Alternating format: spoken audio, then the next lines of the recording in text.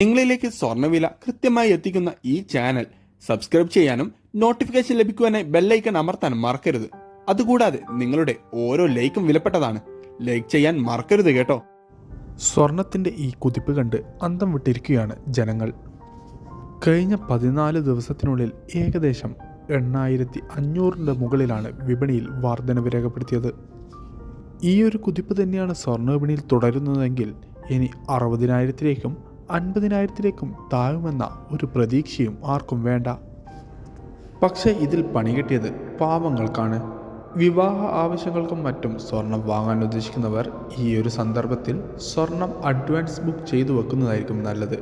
സംസ്ഥാനത്ത് ഇന്ന് 22 ക്യാരറ്റ് സ്വർണ്ണവിലയിൽ ഒരു ഗ്രാമിന് 275 രൂപയുടെ വർധനവ് രേഖപ്പെടുത്തിക്കൊണ്ട് 22 ക്യാരറ്റ് സ്വർണ്ണവില ഗ്രാമിന് 9,290, പവന് 74,320 രൂപയിലുമാണ് വ്യാപാരം പുരോഗമിക്കുന്നത്.